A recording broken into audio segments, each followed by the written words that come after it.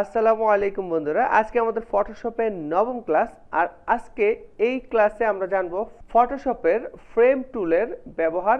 এই ফ্রেম টুলটি খুবই সিম্পল একটি টুল। এই টুলটি দিয়ে আপনি আপনার ছবিগুলোকে ফ্রেমে সাজাতে পারবেন, অর্থাৎ একটা ক্যানভাসে অনেকগুলো ছবি এনে সেগুলোকে ফ্রেম বন্দি করতে পারবেন।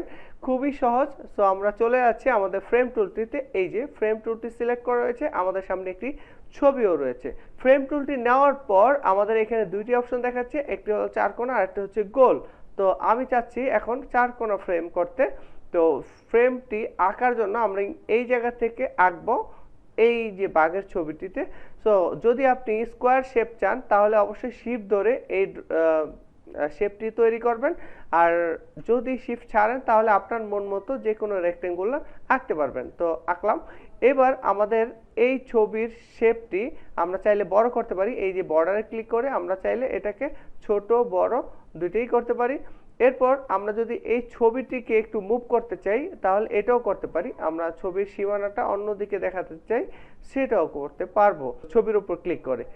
এরপর আমরা মুভ টুল ব্যবহার করে এই দুইটাকে একত্রে সিলেক্ট করে অথবা একটার উপর ক্লিক করে আমরা এটিকে অন্য জায়গায় প্লেস করে দিতে পারি। তো এই তো খুব সুন্দর একটি ফ্রেমে চলে আসলো। তো এখন আমি আরেকটি ছবি এনে এখানে আবার ফ্রেম করে দেখাবো। সো ছবিটি আপনি দুইভাবে আনতে পারেন।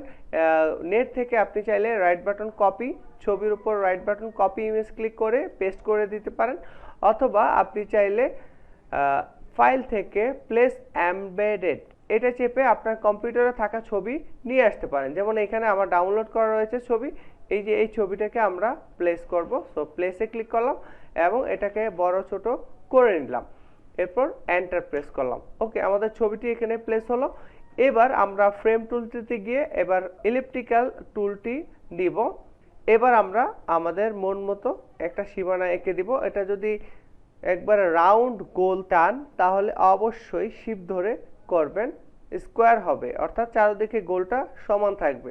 তো আমি শিফট ধরেই করলাম। ওকে, সুন্দর একটি সার্কেলের মধ্যে চলে আসলো। এবার আমরা এই ছবিটিকে চাইলে মুভ করতে পারবো এবং এই সীমানা বা বর্ডার, ফ্রেমের বর্ডারটাও আমরা চাইলে বড় ছোট করে নিতে পারবো। তো এই তো খুব সুন্দরভাবে আমরা ফ্রেম বন্দি করতে পারলাম। আমরা চাইলে আবার যে কোনো সময় এটাকে ফ্রেম থেকে বের করে নিয়ে আসতে পারবো। এই যে এখানে দেখেন যে আমাদের এই ছবিটিকে ফ্রেম করা রয়েছে, এটা হচ্ছে ফ্রেম আর এটা হচ্ছে ছবি। সো এই ফ্রেমের উপর রাইট বাটন প্রেস করে আমরা এখান থেকে ডিলিট ফ্রেম এটা চাপ দিলে এরপর এখানে দেখাচ্ছে ফ্রেম অ্যান্ড কন্টেন্টস, অর্থাৎ ফ্রেমও ডিলিট হবে, ছবিও ডিলিট হবে।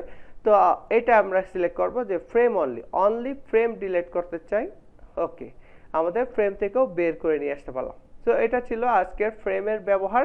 সো যারা পূর্বের ভিডিওগুলো দেখেননি অবশ্যই পূর্বের ভিডিওগুলো দেখে নেবেন। তো পরবর্তী ভিডিও দেখার আমন্ত্রণ জানিয়ে আজকের মতো বিদায় নিচ্ছি। আসসালামু আলাইকুম।